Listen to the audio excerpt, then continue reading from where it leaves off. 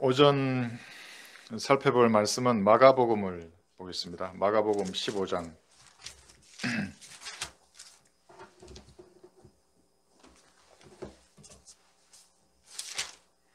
마가복음 15장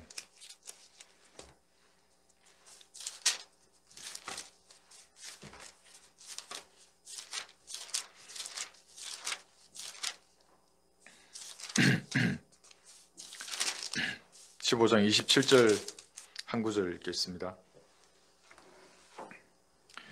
오늘은 성경을 두 구절을 찾겠습니다. 마가복음 한 구절하고 누가복음 한 구절인데, 여기 마가복음 15장 27절 보시면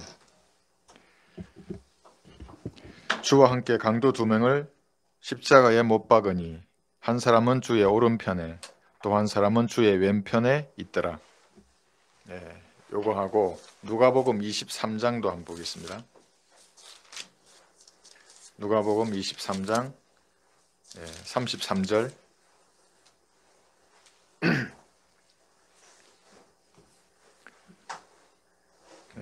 33절 보시면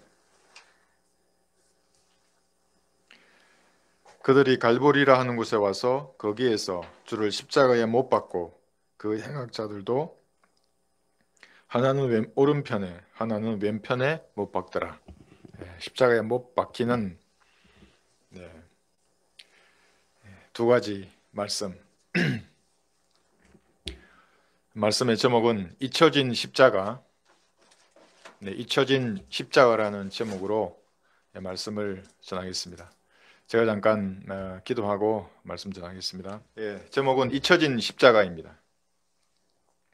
잊혀진 십자가. 일도 많고 탈도 많았던 2020년이 이제 며칠 남지 않았습니다. 여러분들은 어떤 일이 있었습니까? 올 한 해 다사다난했던 한 해였습니다. 여러 가지 일 중에서 이제 무엇보다도 이 코로나 바이러스로 인한 이 팬데믹이 주는 공포가 무엇인지 전 세계가 실감하고 있습니다. 전염병은 대통령에서부터 시골 마을의 촌로에 이르기까지 영향력을 미치지 않는 곳이 없습니다. 전 세계가 전염병의 공포에 휩싸여 있습니다. 이 팬데믹의 공포를 이용해서 세계를 다시 리셋하려는 이제 막강한 세력들이 전부 드러나고 있습니다. 그래서 성경을 공부하는 성경 학도들은 이들을 관심 있게 지켜보고 있습니다. 그들이 무엇을 합니까? 휴거 이후에 이 땅에 세워질 그 단일 세계 정부, 이 정부를 건설하는 자들입니다. 그들이 하는 첫 번째 일이 자유민주주의 국가의 상징인 미국의 부정선거를 통해서 그들이 선정한 사람을 대통령으로 당선시키는 것입니다. 그런데 이제 뭐 바이든이 되든지 트럼프가 되든지 중요한 것은 뭐냐면 다음 정권은 디지털을 통해서 사람을 통제하는 그런 통제 사회가 될 것이라는 겁니다. 그 배후에 뭐가 있냐면 이 바로 팬데믹의 공포입니다. 이 공포는 무엇이든지 가능하게 하는 것입니다. 그래서 교회를 폐쇄하는 그런 금지법이 발의되어 있고 이러한 악법에도 불구하고 이 저항을 하거나 이견을 발하는 사람은 거의 없는 것입니다. 왜냐하면 이 공포에 의해서 사람은 전부 다 정상적인 상식이나 이성을 가지고 합리적으로 생각하는 기능이 다 마비되어 있기 때문에 그렇습니다. 이 예언의 시간표는 이렇게 하나님께서 휴거와 적그리스도 왕국이 선정하신 그때가 가까이 오면 올수록 보이는 것입니다. 이러한 외부적인 환경에도 불구하고 연말을 맞이해서 세상 사람들은 한층 들떠 있습니다. 거리에는 예수님과 전혀 상관없는 크리스마스 캐롤이 울려 퍼집니다. 캐롤을 들어본 여러분 어떻습니까? 포근한 감정을 사람들에게 심어주는 것입니다. 산타라는 마귀도 등장해서 선물을 주고받고 이 들뜬 분위기에 기름을 붓습니다. 여러분, 산타의 N자만 뒤로 빼면 사탄이 됩니다. 산타가 아니라 사실은 사탄입니다. 보십시오. 산타는 붉은 옷을 입습니다. 예수님도 재림하시면 피에 젖은 옷을 입을 것입니다. 산타의 머리 색깔 보셨습니까? 흰색이죠. 콧수염도 흰색입니다. 예수님도 하얀 머리를 하고 계십니다. 산타는 북쪽에서 썰매를 타고 옵니다. 예수님도 정북 방향에서 위대한 왕이 도성에서 말을 타시고 오실 것입니다. 그대로 다 도용한 것입니다. 예수님에게서. 새하얀 눈과 함께 따뜻한 난로에서 나오는 그 불길이 감정을 더욱 고조시키는 겁니다. 한쪽은 차갑고 한쪽은 뜨겁고 고조시키는 겁니다. 감미로운 멜로디는 사람의 감정을 그대로 녹여버려서 진실을 볼 수 없게 만드는 겁니다. 그래서 사람들은 감정에만 이렇게 충실한 그런 사람이 되는 것입니다. 사실과 진리가 왜곡되는 것입니다. 그러나 이런 분위기는 하나님이 조성한 건 아닙니다. 이 세상의 신이 주는 거짓 화평입니다. 빛의 천사가 만든 작품입니다. 사실을 보지 못하게 하는 연막이고 이것은 실체를 가리는 것입니다. 그리스도인은 이런 연말 분위기 속에서 그럼 어떻게 해야 하겠습니까? 우리는 저들에게 편성할 수 없습니다. 저들에게 동의할 수가 없습니다. 저들의 마귀적인 문화에 동화되지 말고 마땅히 보아야 할 것을 쳐다보고 그 상태에서 한 해를 뒤돌아보아야 하는 것입니다. 12월 25일 크리스마스는 그리스도의 미사라는 뜻입니다. 어떤 이유로든지 크리스마스를 지킨다는 것은 미사에 참여하는 것입니다.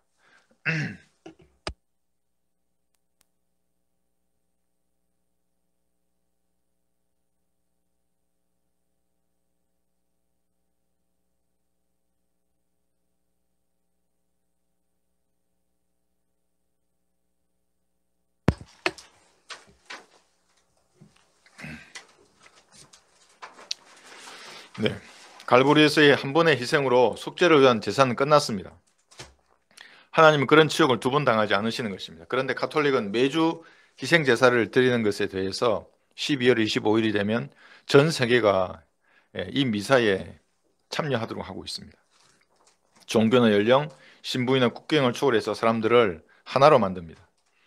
아마도 휴거되고 나면 이 땅에 일어나는 일들 중에 아마 12월 25일이 되면 모든 사람들이 축제로 하나로 결집될 것입니다. 하나의 정부, 하나의 종교, 평화의 왕으로 불리우는 그 한 사람, 즉 그리스도가 세상을 다스리는 그 세상에서 말입니다. 크리스마스는 그들의 것입니다. AD 354년 로마의 리베리우스 주교가 지정한 날이 크리스마스입니다. 그럼 그 이전에는 크리스마스가 있었는가? 없었습니다. 성경은 피와 살을 통해서 예수님의 죽으심을 기억하라고 했지 예수님의 생일이나 탄생일 이런 것을 축하하라고 하신 적이 없습니다. 왜 12월 25일인가 하필이면 어제 어떤 형제님에게서 이제 전화가 왔는데 그 형제님은 이제 저희 교회를 다니시고 아내하고 이제 자녀들은 다른 교회를 다니셨습니다. 그래서 왜 너희는 크리스마스를 지키지 않느냐? 전 세계인이 다 지키는데 이단이 아니냐? 이렇게 이제 질문을 하더랍니다. 그 이제 제가 좀 자세히 설명을 해드렸습니다. 하늘의 여왕, 하늘의 여왕은 이방의 여신인데 그 아들이 탐무스입니다. 이 탐무스의 생일이 12월 25일입니다. 그래 한번 보십시오. 마리아가 아기를 안고 있는 사진이 하늘의 여왕이 탐무스를 안고 있는 사진하고 똑같습니다. 이름만 다를 뿐입니다. 그래서 이 하늘의 여왕을 섬기는 사람들을 가톨릭으로 끌어들이기 위해서 크리스마스를 제정한 것입니다. 예레미야 7장을 한번 보겠습니다.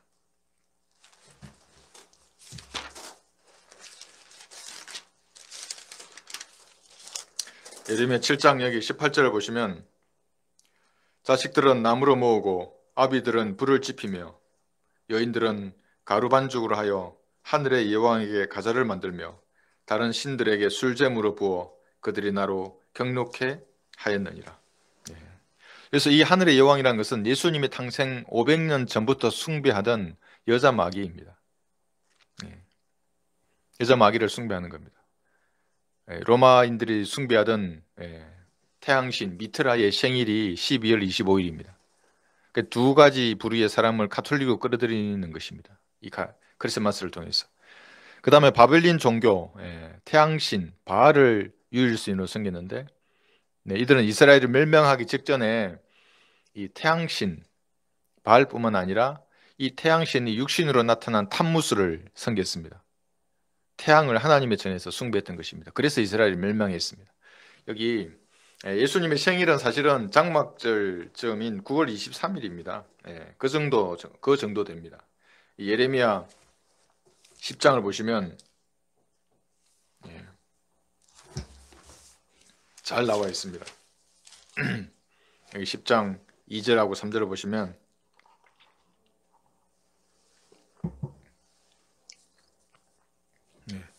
주가 이같이 말하노라. 이방의 길을 배우지 말고 하늘의 표적들에 당혹하지 말라. 이는 이방이 그런 것들에 당혹함이라. 그 백성들의 관습은 헛된 것이니 이는 사람이 숲에서 도끼로 나무를 자르고 기술자가 손으로 만든 작품이라. 4, 5절 보시면 그들이 그것을 은과 금으로 꾸미고 목과 망치로 고정시켜 움직이지 못하게 하는도다. 그것들은 종려나무처럼 굳게 서 있으나 말을 못하고 그럴 수도 없으니 꼭 붙들어 주어야 하느니라. 그것들을 두려워하지 말라. 이는 그것들이 악을 행할 수도 없고 또 선을 행함도 그들 안에 없음이라. 네, 이렇게 말씀하십니다. 14, 15절 보시더라도 모든 사람이 자기 지식에 우둔하고 모든 주물장이가 새긴 형상으로 수치를 당하나니 이는 그의 부어 만든 형상은 거짓되고 그것들 속에는 호흡이 없음이라. 그것들은 헛된 것이요 잘못 만들어진 것들이라. 그들의 감찰의 때에 그들이 멸망하리라. 또 있습니다. 에스겔 8장도 보시면 에스겔 8장 14절에는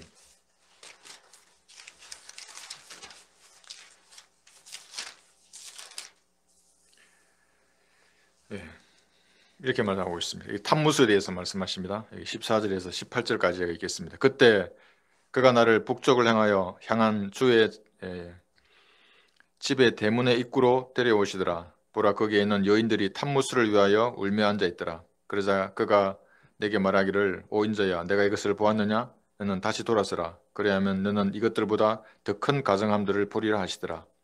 또 그가 나를 주의 집의 안뜰로 데려오시더라. 보라, 주의 성문의 문에 곧 현관과 제단 사이에 약 25명이 있는데 그들의 등은 주의 성전을 향하고 그들의 얼굴은 동쪽을 향하여 있으니 그들이 동쪽을 향하여 태양을 경비하더라. 그가 또 내게 말씀하시기를, 오 인자야, 내가 이것을 보았느냐? 그들이 여기서 가증한 것들을 범한 것이 유다 집에 하찮은 것이라 하겠느냐? 이는 그들이 폭력으로 땅을 채웠으며 돌이켜 나를 격분시켰음이라. 보라, 그들의 나뭇가지를 그들의 코에 두었느니라. 그러므로 나도 진노로 다루리니 내 눈이 아끼지 아니할 것이요 내가 불쌍히 여기지 아니하리라. 그들의 내 귀에다 큰 소리로 부르짖는다 해도 내가 그들을 듣지 아니하리라 하시더라. 이 탐무스를 숭배하고 하늘의 여왕을 숭배하는 이런 의식들에 대해서 이스라엘이 멸망을 당했을 뿐만 아니라 그들의 고통 가운데서 하나님 듣지를 않으시는 겁니다. 이 말씀을 통해서 진리를 보지 않고 자신의 감정이나 이제 세상이 이끄는 대로 끌려가는 사람들에 대한 하나님의 경고는 내가 그들을 듣지 아니하리라입니다. 하나님은 사랑이시만 소멸케 하시는 불이시기 때문에 어떤 사람들이 고문을 당하고 살해당하고 굶주리거나 죽을 때에 그 사람을 무시하고 듣지 아니할 수 있습니다. 하늘의 여왕 탐무스와 똑같은 그림 속의 마리아, 아기 예수는 마귀를 숭배하는 것입니다. 하나님이 아닙니다. 그것들은 아무것도 할 수 없는 존재입니다. 이 한글로 기록된 이 성경의 하나님을 섬기지 않고 교단이나 목사의 가르침에 만약에 빠져서 그것을 실행하면 위급할 때에 하나님께서 듣지 않으십니다. 마귀는 자기를 추종하는 사람들에게 여러 가지를 줍니다. 돈도 주고 그 쾌락이나 건강이나 부나 명예를 마귀는 줍니다. 그런데 하나님은 듣지 않습니다. 성경의 하나님은 단순히 듣지 않을 뿐만 아니라 그들이 지옥에서 떨어져서 고통 중에 몸부림칠 때에도 그들을 오히려 조롱하시며 비웃을 것입니다. 여기 잠언 1장 24절 보시면 내가 불렀으나 너희가 거역하였고 내가 손을 내밀었으나 아무도 개의치 아니하였으며 오히려 나의 모든 조언을 무시하였고 나의 책망을 받아들이지 아니하였으므로 나도 너희가 재앙을 당할 때에 비웃을 것이요 너희에게 두려움이 임할 때에 조롱하리니 이는 너희의 두려움이 멸망같이 이르고 너희의 재앙이 해오리 바람처럼 닥칠 때요 고난과 고통이 너희에게 임할 때라. 재림하시는 예수님에 대한 말씀입니다. 교리적으로는 이 구절은 이제 예수님의 재림을 말하는데 해오리 바람이 나오면 재림으로 생각하면 됩니다. 그 날들은 불신자들에게는 재앙의 날이 되겠지만 그리스도인들에게는 간절히 고대하는 날입니다. 이런 진리 앞에서 죄인들은 자신의 생각과 다른 이런 성경의 하나님이 이미 무자비하다고 이렇게 오판해서 자기 마음대로 조정할 수 있는 이방 신에게로 가버립니다. 인간들이 마음대로 먹을 것을 주고 옷을 입히고 씻겨주는 그 아기 예수는 지금 존재하지 않습니다. 대신 불꽃 같은 눈을 가진 하나님이 존재하십니다. 죄인을 불못에 던지시는 건설을 가지신 하나님. 어제나 오늘이나 영원토록 동일하신 그분이 주 예수 그리스도입니다. 성경의 하나님입니다. 마음대로 그 하나님을 뭐 옷을 갈아입히고 자기 마음대로 할 수 없는 분입니다. 그래서 마스는 태양신을 숭배하는 자들을 가톨릭으로 끌어들이기 위한 마귀적인 날입니다. 대화관련 때에 이들은 모세와 엘리야가 이 땅에 내려와서 이제 3년 6개월 동안 사역을 하다가 목배임을 당하면 즐거워하면서 선물을 주고받을 것입니다. 계시록 11장을 한번 보겠습니다. 계시록 11장 여기 6절에서 10절을 보시면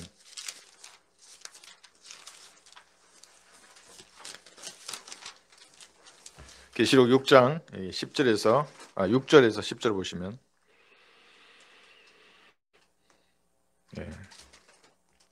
이들에게는 하늘을 닫는 근세가 있어서 그들을 예언하는 날 동안 비를 오지 못하게 하고 물을 피로 변하는 권세도 있어 원하는 때면 언제든지 온갖 재앙으로 땅을 치리로다.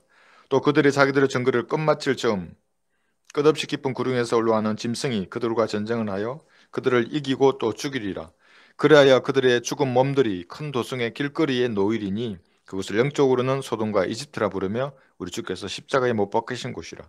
또 백성들과 족속들과 언어들과 민족들 중에서 온 사람들이 그들의 죽은 몸들을 사흘 반 동안 구경하며 그 죽은 몸들을 무덤에 장사하는 것을 허락하지 아니하리라. 땅에 사는 자들은 그들로 인하여 즐거워하며 하고 기뻐하며 서로 선물을 보내리니 이는 두 선지자가 땅에 사는 자들을 괴롭게 하였기 때문이라. 이렇게 또 여기 선물을 주고받습니다. 계시록 여기 11장 6절에서 10절입니다. 계시록 11장 6절에서 10절 선물을 주고받는 겁니다. 이때도. 그러니까 크리스마스 때 선물을 주고받는 이 행위가 어디서 왔겠습니까? 모든 것은 성경에서 도용한 것이 많이 있습니다. 똑같지는 않지만 아마도 대환란이 되면 이 크리스마스 시즌에 모세와 엘리야가 목을 베일 것입니다. 그럼 사람들은 이것을 기념해서 선물을 주고받는 것입니다. 이렇게 선물을 주고받는 이 행위는 로마의 농신제에서 유래가 된 겁니다. 새해를 기념해서 진탕 먹고 마시는 것입니다. 술판을 벌이는 겁니다. 어디서 많이 본 것이죠? 크리스마스 트리의 기원은 드루이드교의 미슬토 나무입니다. 농신제 기간 동안 떡갈나무 가지로 만들던 것을 이 호랑가시 나무로 바꾼 것입니다. 어쨌거나 그 나무가 유래가 이렇게 된 것입니다. 요즘은 성경적 지식에 많이 전파되어 가지고 제도교회 다니는 사람들도 크리스마스가 예수님의 생일이 아니라는 것을 알고 있는 사람들이 많습니다. 왜 그러냐 하면 그 목자들이 들에서 양을 치고 있었습니다. 예수님이 태어나실 때, 아기일 때.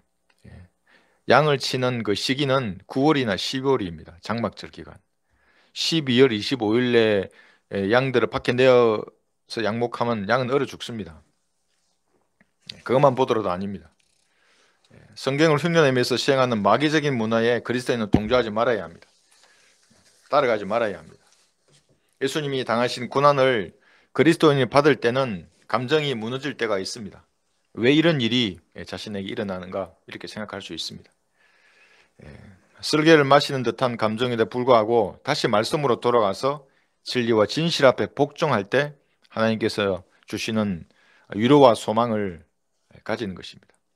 그래서 사람들이 보기에는 그리스도인들이 어떤 면에서는 참 슬픔의 사람이요 칠구에 익숙한 사람으로 보입니다. 외관으로는 주님도 마찬가지였습니다. 그러나 항상 기뻐하고 많은 사람을 부유케 하는 것이 성경대로 믿는 그리스도인입니다. 얼마만큼 남을 부유케 합니까? 영원한 생명을 줄 만큼 부유하게 합니다. 그 사람을. 뭐 돈 이런 것으로 따질 수 없습니다. 가치를. 자신의 감정을 부인하고 진리를 수행하겠다고 다짐하면 주님께서 이렇게 말씀하실 것입니다. 전진하라. 승리를 확신하면 앞으로 전진하라 이렇게 말씀하십니다. 손에 전기를 잡고 뒤를 돌아보는 자는 하나님의 나라에 적합하지 아니하노라고 말씀하십니다. 강한 확신으로 그리스도인에게 용기를 심어주십니다. 이것은 어느 날 밤에 저에게 주신 말씀이었고 여러분도 동일하게 여러분에게도 말씀하실 것입니다. 반대자가 무엇을 핍박을 한다. 그럼 이상한 일이 아닙니다. 그 사람들은 그 사람의 일을 하는 것입니다. 우리는 우리의 일을 하는 것이고 정상적인 것입니다. 그리스도인들은 하늘을 돌아보면서 무엇을 잊지 말고 상계해야 하겠습니까? 교회의 성장, 재정의 상태, 건강과 부, 다른 사람들과의 관계가 어떠한가, 이것을 살펴보는 분들도 있을 것입니다. 또한 자신의 가족과 교회와 민족을 위해서 하나님 안에서 무엇을 성취했는가 한번 되돌아보고 무엇이 잘못됐는지 점검을 할 수도 있습니다. 나쁘진 않습니다. 그러나 이 모든 일의 원동력이 되는 것이 있습니다. 그리스도인에게 능력이 되는 단 한 가지를 우리는 잊지 말아야 합니다. 그것이 무엇이겠습니까? 그것이 십자가입니다. 하나님께서 이 땅에 내려오셔서 처형당하셨던 갈보리의 십자가를 우리는 잊지 말아야 합니다. 다른 것은 다 잊어도 좋습니다. 이것은 잊지 말아야 합니다. 모두가 십자가를 잊고 가족의 건강이나 물질적인 부를 먼저 생각합니다. 목회자들은 자신의 사역이나 자신의 교회를 먼저 생각합니다. 교회의 성장을 생각합니다. 사람들과의 좋은 관계에 중점을 두고 한 해를 뒤돌아보는 것입니다. 내년에도 그렇게 하려고. 그러나 우리는 십자가를 바라보고 과연 올 한 해 우리를 위해서 제물이 되셨던 그 예수님 앞에 부끄럽지 않은가, 이것을 돌이켜보고 반면 교사로 삼아야 합니다. 1950년대 루마니아에서 공산주의와 맞서 싸웠던 그리스도의 군사가 한 분 있습니다. 리차드 움브란트 목사입니다. 감옥에서 14년 동안 수감되어 있었습니다. 수감되기 전 움브란트 목사의 부부가 했던 기도는 무엇이었냐 하면, 우리도 주님의 십자가를 지게 해 주십시오. 이런 기도였습니다. 좋은 집이나 따뜻한 음식, 잠자리, 교회 성장 같은 이런 축복을 그 부부는 원하지 않았습니다. 우리나라의 상황도 참으로 암울합니다. 주님의 예언의 시기가 갈수록 휴거와 대환란으로 근접할수록 성경대로 믿는 이 사역을 방해하는 세력들은 날로 강성해집니다. 교회를 파괴하려는 세력들이 날로 커가는 것입니다. 집요하게 이 독재 세력이 방해하는 것입니다. 제가 어저께 어떤 그 10만 유튜버를 가진 큰 대형 교회의 목사인데, 그가 막 이제 현 정권에 대해서 비판하는 얘기를 하는 것입니다. 근데 그 사람은 핵심을 찌르지 못합니다. 그래서 제가 짧게 한 줄로 했습니다. 왜 교회를 핍박하는가? 교회는 공산주의자들의 첫 번째 적입니다. 우리는 가장 위험한 표적입니다. 공산주의자들을 볼 때에. 교회만 파괴하면 그들의 정권은 순조롭게 나아가는 것입니다. 역사가 증명합니다. 그것은. 움브란트 목사의 이야기는 남의 이야기가 아닙니다. 청와대를 장악한 운동권 세력은 결코 자유민주주의 즉 가치를 실현하는 자들이 아닙니다. 그들은 북한식 독재를 최고의 가치로 여깁니다. 인민민주주의입니다. 민주집중제입니다. 상급이 결정하면 하급은 어떠한 이의도 제기할 수 없습니다. 이들이 주체 사상을 신봉하는 자들이고 주사파라고 하는 것입니다. 1950년대에 루마니아나 불가리아보다 더한 박해를 가할 세력들이 이 사람들입니다. 움브란트 목사는 1945년 당시 국회 의사당에서 열린 종교회의에서 다음과 같이 말했기 때문에 체포되었습니다. 이 종교회의에는 4,000명의 사람들이 모여 있었습니다. 가톨릭의 신부도 있고, 교회 개신교의 목사들, 이슬람의 지도자들, 유도교의 지도자들, 수많은 종교 지도자들이 모여서 모두 스탈린을 향해서 환영하는 박수를 보냈습니다. 손을 들고 발언권을 요청했습니다. 단상에 서기 전에 움브란트 목사의 사모는 이렇게 말했습니다. 남편에게. 저는 남편을 잃을지라도 겁장이 남편은 원하지 않습니다. 얼마나 용기 있는 말입니까? 훌륭합니다. 무슨 짓을 해도 좋으니까 건강하게만 해달라고 이렇게 말하면 뭐 어떻게 되겠습니까? 움브란트 목사는 4,000명의 공산주의자와 그들을 동조하는 사람들에게 이렇게 말을 합니다. 어떻게 하나님의 존재를 부정하는 정부를 존중할 수 있습니까? 성경과 예배를 금지하는 정부는 동정과 경멸의 대상입니다. 이런 자들과 맞서지 않고 굴복하는 자들과 자리를 함께 하는 것은 수치스러운 일입니다. 이 말이 끝나고 나서 시작된 박해로 인해서 6만 명의 루마니아의 그리스도인들이 처형을 당했습니다. 움브란트 목사는 그들이 죽이지 않고 살아있는 동안 고통이 무엇인지 맛보게 해주겠다고 해서 감옥에 이제 넣었던 것입니다. 14년의 투옥 기간 중에 3년을 지하 9m의 독방에 갇혀 있었습니다. 빛도 없습니다. 보이지도 않고 축축한 환경에서 갖은 고문과 구타를 다 당했습니다. 미치는 것이 정상적인 상황이었습니다. 어느 날 밤은 암송했던 마태복음 5장의 말씀을 기억하고 독방에서 미친 사람처럼 뛴 적도 있었습니다. 마태 5장 11절 12절 보시면 나로 인하여 사람들이 너희를 욕하고 박해하고 거짓으로 꾸며 갖은 악한 말로 너희를 거슬러 말할 때에 너희에게 복이 있나니 기뻐하고 크게 즐거워하라. 이는 하늘에서 너희의 상이 큼이라. 너희 앞서 있었던 선지자들도 그들을 이같이 박해하였느니라.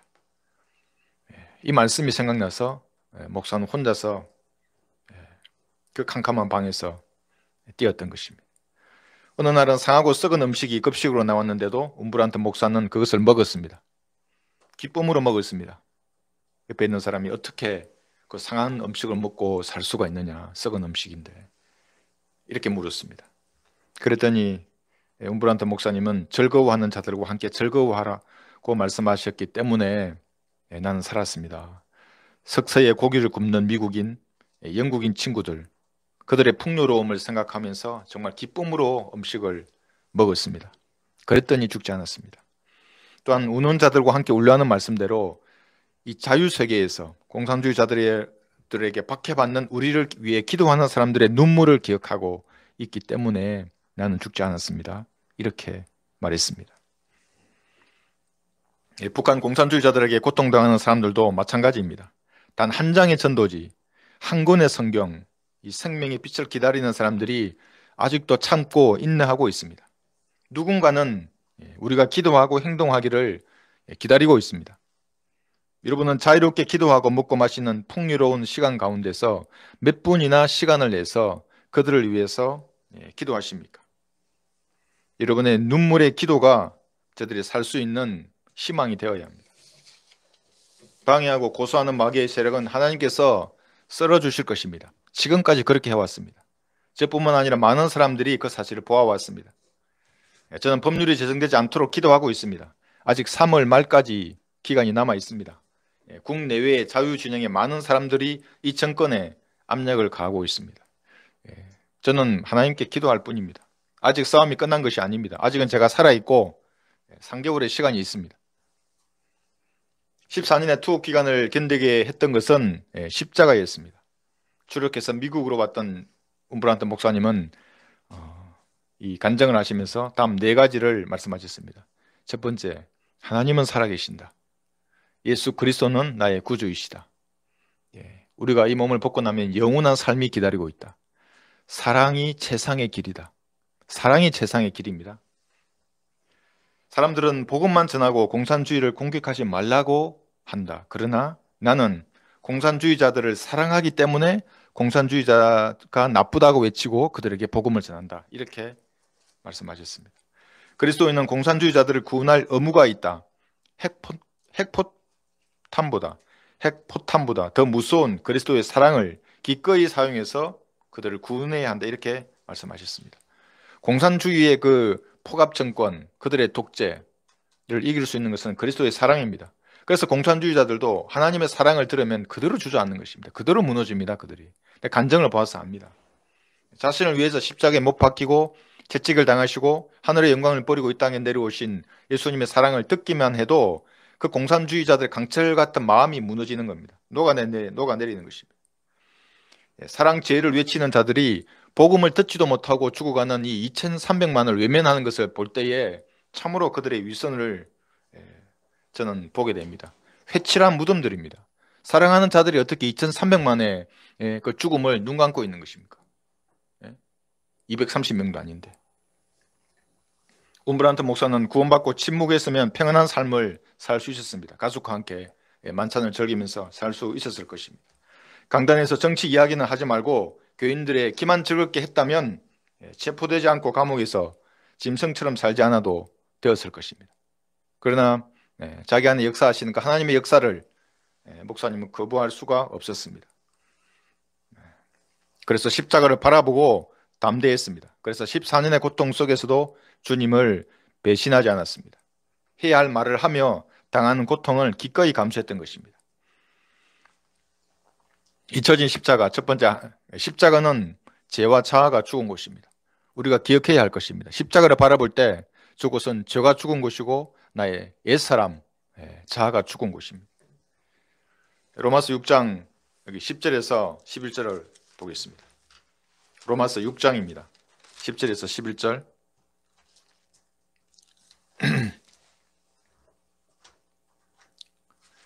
그가 죽으심은 죄에게 단번에 죽으심이요 그가 사심은 하나님께 사심이라. 이와 같이 너희도 너희 자신을 정녕 죄에게는 죽은 자요 예수 그리스도 우리 주로 말미암아 하나님께는 산 자로 여기라. 우리를 위해서 죄가 되신 분이 있습니다. 고린도후서 5장 21절 보시면 사람들은 그래서 죄의 문제를 자기가 해결하려고 하는 것입니다. 해결할 수 없습니다. 고린도후서 5장 21절 보시면 하나님께서 죄를 알지도 못하는 그를 우리를 위하여 죄로 삼으신 것은 우리로 하여금 그 안에서 하나님의 의가 되게 하려 하십니다. 예수님이 죄가 되셔서 그 죄의 문제를 해결하신 것입니다. 그러면 예수님과 같은 완벽한 의를 우리가 받게 됩니다.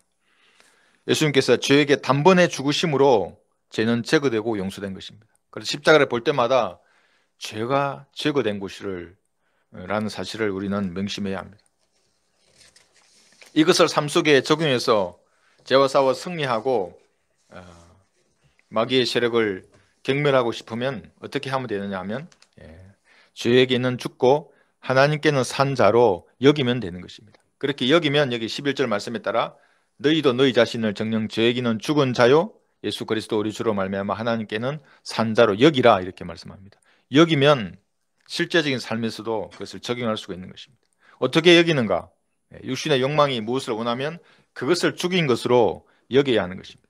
십자가를 볼 때마다 죄의 문제가 처리됐다는 사실을 우리는 기억해야 합니다. 육신이 죽었는데 어떻게 그 옛사람의 육신의 소욕을 계속해서 원하고 그것을 찾는 것입니까? 그것은 마치 공동묘지에서 썩은 죄인이 육신이 밖으로 나와서 설치고 다니는 것입니다. 그래서 어떤 사람은 한평생 그 육신의 악취만 풍기는 것입니다. 마땅히 공동묘지에서 썩어가야 할 육신이 나와서 무엇을 원하고 시기하고 질투하고 잘났니 못났니 이런 말들을 하는 것입니다. 그런 육신은 죽었습니다. 그렇게 여겨야 하는 것입니다. 십자가는 육신이 죽은 것입니다. 고린도후서 4장 10절에 보시면 죽음에 대해서 말하는데 여러 곳에서 말합니다. 바울은 항상 주 예수의 죽으심을 몸에 지니고 다니면 예수의 생명 또한 우리 몸에 나타나게 하려 합니다. 예수의 죽으심을 몸에 지니고 다니는 사람은 고난과 박해를 이겨내는 사람입니다. 꽃길만 걷는 그런 사람이 아닙니다. 꽃길만 걷는 사람. 위험을 감수하고 전진하는 사람입니다. 그 예수님의 죽으심을 몸에 지니고 있는 사람입니다. 그가 가진 돈이나 건강이나 이런 것들은 예수님의 표가 아닙니다. 멋진 설교나 교인수나 큰 교회 건물도 아닙니다. 좋은 옷이나 차도 아닙니다. 예수님의 죽으심을 몸에 지니고 다니는 사람은 그 고난을 이겨내는 사람입니다. 받고 있는 고난을. 진리를 전파하면서 받는 시험과 고난을 이겨내는 사람이 예수님의 죽으심을 몸에 지니고 다니는 사람입니다.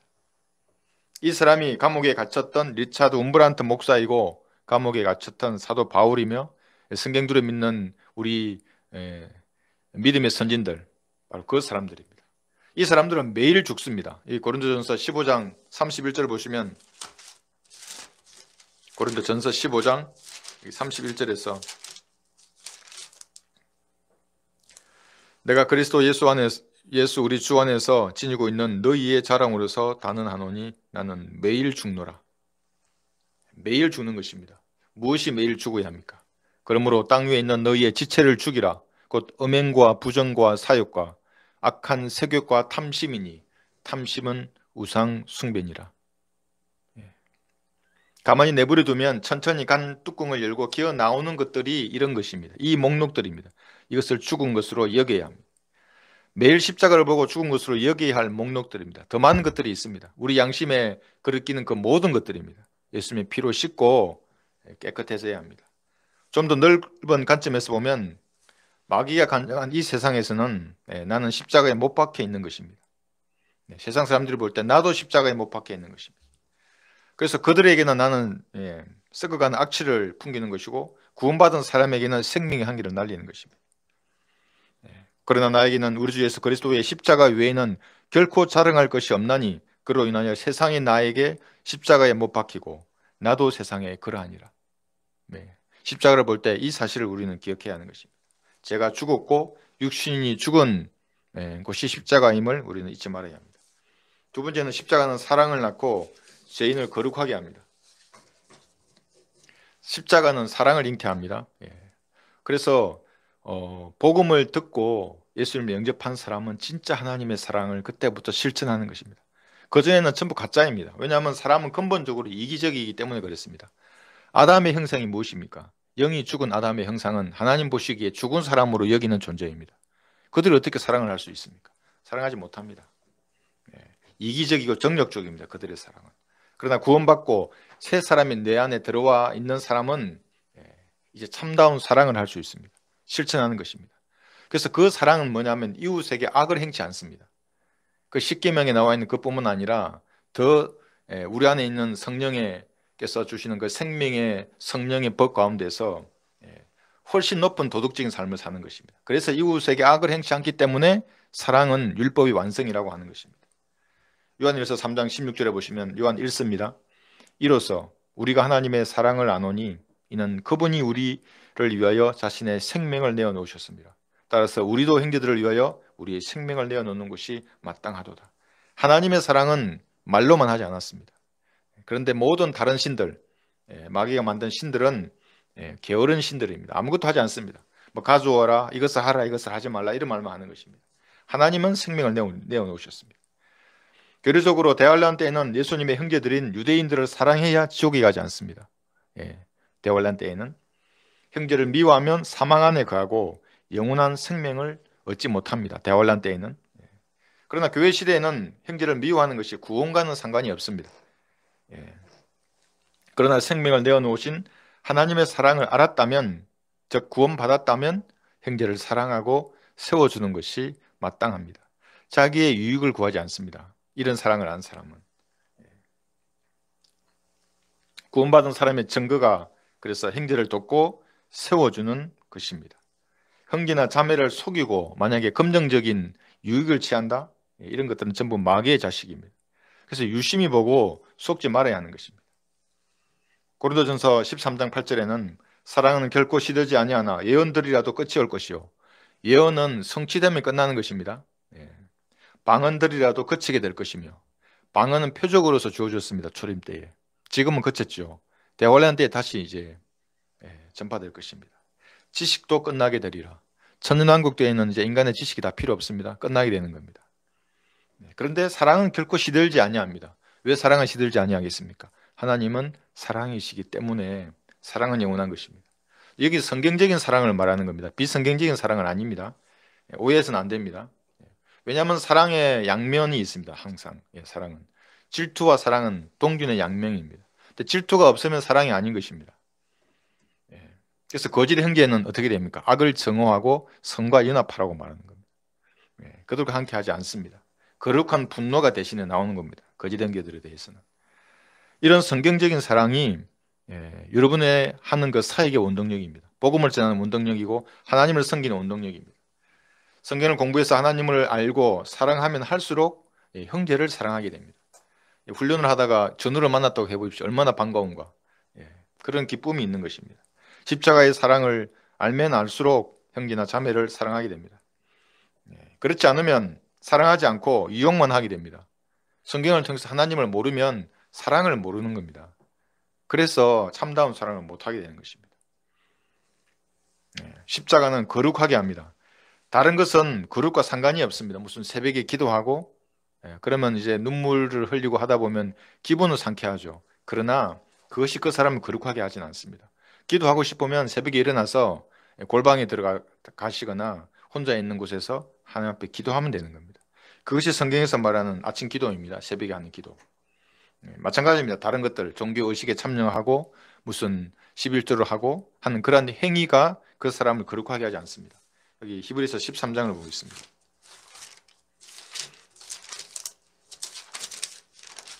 13장 12절을 보시면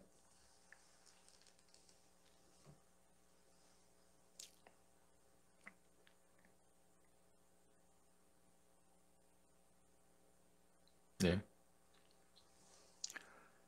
그런즉 예수께서도 자신의 피로서 사람들을 거룩하게 하시려고 성문 밖에서 고난을 받으셨느니라. 거룩은 이렇게 피와 연결이 되는 것입니다. 구약은 동물의 피였죠. 그것은 모형이었습니다. 온영은 하나님의 피입니다. 예수님의 피. 이 피를 믿는 사람은 즉시 거룩해지는 겁니다. 이 피가 나의 과거와 현재와 미래의 죄를 제거했다는 하나님의 말씀을 내가 믿으면 즉시 거룩해지는 겁니다. 그래서 구원은 나의 행함이 아닌 것입니다. 어떤 사람은 믿음을 발휘하는 것을 행함이라고 하는데 그렇지 않습니다. 믿음은 누구에게나 좋습니다. 하나님께서 태어날 때부터. 복음을 믿을 정도의 믿음은 누구에게나 있는 것입니다. 그 믿음으로 하나님의 말씀을 받아들이면 되는 겁니다. 아, 내 죄가 용서되었구나. 하나님 감사합니다. 그러면 이제 38가지 변화가 즉시 일어나는 것입니다. 구원받은 사람은 언제든지 샘물 같은 보혈의 능력에 의지해서 양심에 거룩기는 모든 죄를 자백하고 버림으로써 즉시 거룩하신 하나님과 이제 교제를 회복할 수 있습니다. 이 피는 영원하고 선한 일에 온전케 하는 것입니다. 이 피가 그렇다는 것입니다. 여기 히브리서 13장 보셨죠? 여기 20절 보시면 이제 양들의 큰 목자이신 우리 주 예수를 죽은 자들로부터 다시 이끌어내신 평강의 하나님께서 다음 구절을 보십시오. 영원한 언약의 피를 통하여입니다. 인간의 선한 행위가 결코 아닙니다. 종교적인 의식도 아니고 이 피를 통하여 21절을 보시면 모든 선한 일에 너희를 온전케 하사 온전케 하십니다. 그 뜻을 행하게 하시고 예수 그리스도를 통하여 그분이 보시기에 참으로 기쁨이 되는 것을 너희 안에서 이루시기를 원하노라. 영광이 그분께 영원 무궁토록 있을지어다. 아멘. 그래서 그 십자가의 피가 이 세 가지를 하게 하는 것입니다. 거룩하게 하고 온전케 하고 행하게 하고 하나님 원하시는 걸 이루게 하는 그 원동력이 그 십자가의 피입니다.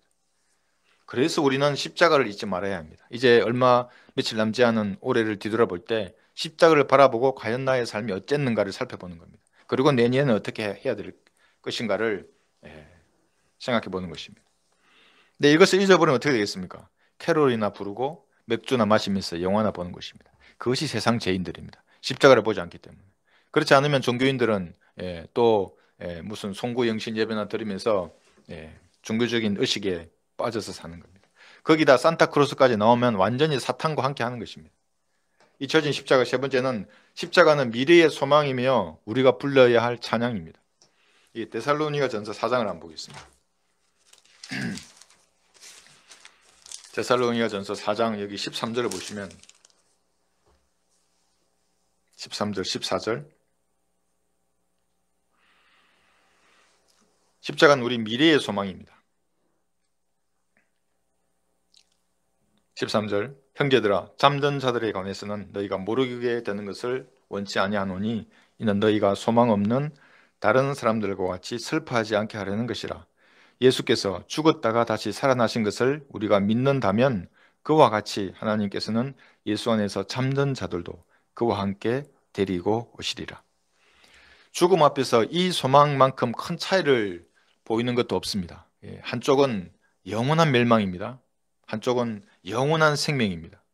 이렇게 큰 차이를 보이는 것입니다. 이 소망이. 여러분 사랑하는 사람의 장례를 치루어 보셨습니까? 아주 가슴이 눈물로 물이 듭니다.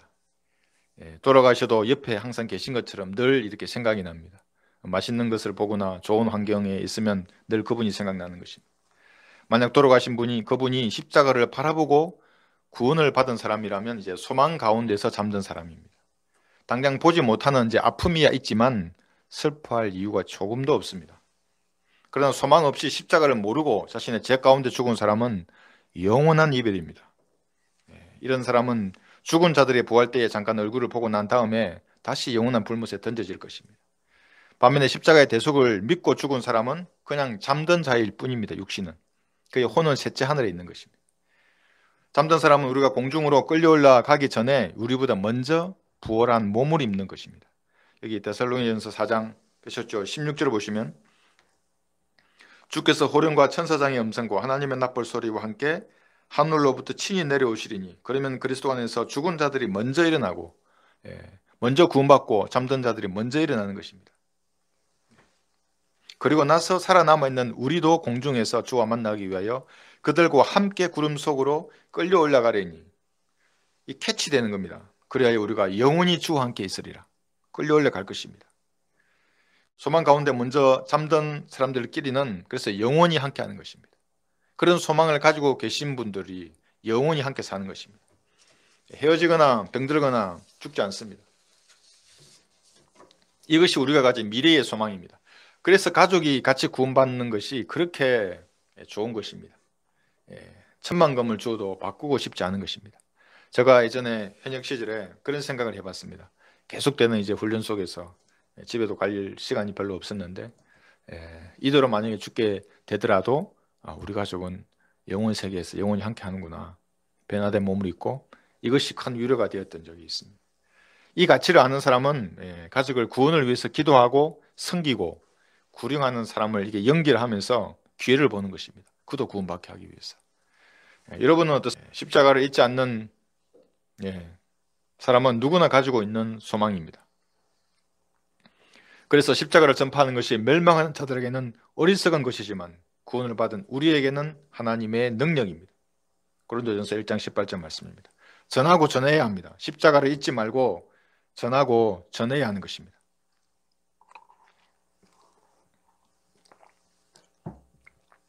그들에게는 어리석은 것이죠. 어떻게 33살 유대인 처참하게 죽은 그 사람을 믿으면 영원한 생명을 갖는 것인가? 구원받지 못한 사람들에게는 참으로 생소한 말입니다. 우리는 하나님의 능력입니다. 그 기쁨을 잊지 못하는 사람들이 우리입니다. 십자가는 경배할 때 우리가 부르는 찬양의 제목입니다. 계시록 5장을 다시 한번 보겠습니다. 계시록 5장 9절을 보시면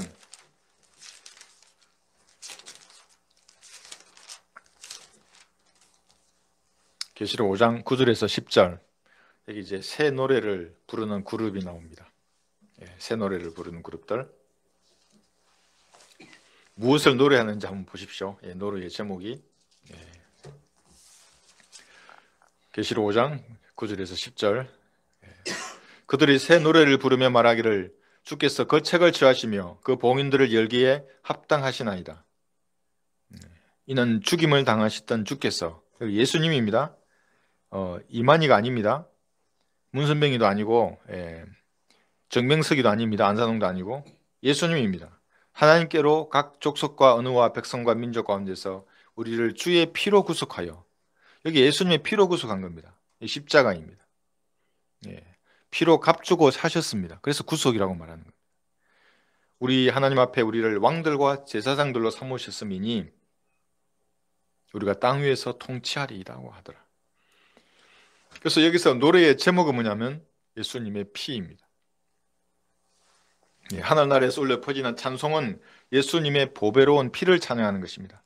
다른 어떤 것도 찬양하지 않습니다. 주의 만찬 때에 행해졌던 그 빵이나 포도주를 먹으면 구원받는다고 믿는 사람들 빵이나 포도주를 찬양하지 않습니다. 그렇지 않습니까? 침례나 세례도 찬양하지 않습니다. 어떤 행위도 찬양하지 않습니다. 용서받을 수 없는 죄를 짓지 않기 위해서 겁먹고 있는 그런 사람들도 있습니다. 그래서 항상 그들은 교회로 갑니다. 자기의 교단으로 들어가고 그러나 교회나 교단도 찬양하지 않습니다. 오직 우리가 찬양하는 것은 십자가의 질구를 지셨던 예수님의 그 보배로운 피를 찬양하는 것입니다. 그것이 하늘나라에서 새 노래를 부르는 것입니다. 그리고 그 피 때문에 자기 없는 우리를 이 땅 위에서 통치하게 하시는 주님을 찬양하는 것입니다. 그래서 우리는 십자가를 잊지 말아야 합니다. 결론적으로 이제 2020년이 며칠 남지 않았습니다. 그리스도인들은 세상에 이런 들뜬 분위기에 편성하지 말고 십자가를 바라보아야 합니다. 십자가를 바라보고 부족한 것이 있으면 내년에는 그것을 보완해야 합니다. 내년에는 이 십자가 앞에 부끄럽지 않은 삶을 살아야겠다. 이런 다짐을 하는 시간이 있어야 합니다. 첫 번째 십자가는 우리의 죄와 자아가 죽었던 것이었습니다. 그것을 잊지 말아야 합니다. 내 죄가 제거된 것입니다. 또 잘못해서 실수해서 범죄하면 자백해야 됩니다. 그 십자가의 피로 씻겨내고 하나님과 늘 24시간 교제가 가능한 상태가 되어야 하는 것입니다. 내 옛사람은 죽었습니다. 십자가에서. 거룩한 삶을 살아야 합니다. 십자가는 사랑을 낳고 죄인이 거룩하게 합니다. 성경대로 하나님을 사랑하는 사람은 형제를 사랑하게 되어 있습니다. 매일 죽은 것으로 여기면서 그 보혈의 능력으로 거룩한 삶을 살아야 합니다. 다른 것으로는 세상의 오염으로부터 나를 방어할 수가 없는 겁니다. 보혈의 능력으로 나의 마음과 생각을 하나님 적셔 주십시오. 우리 가정을 보혈의 능력으로 덮어 주십시오. 어둠행에 침투하지 못하도록 막아달라고 하는 것입니다. 그래서 십자가를 잊지 말아야 합니다. 세 번째는 십자가는 미래의 소망이며 우리가 분리할 찬양의 제목이었습니다. 우리가 죽어도 우리의 소망이 흔들림이 없는 것은 이 소망의 근거가 우리 행위에 있지 않고 예수님이 하신 그 일에 있기 때문에 그렇습니다. 우리 미래의 소망입니다. 흔들리지 않습니다. 그래서 그것을 반석이라고 합니다. 우리의 행위는 요동치죠, 이렇게. 그러나 예수님이 하신 그 일은 반석인 겁니다. 흔들리지 않습니다. 그래서 우리는 이 십자가는 우리가 드리는 찬양의 제목입니다. 갈보리의 십자가를 바라보고 자신을 돌이켜보는 소중한 시간이 되시기를 바랍니다.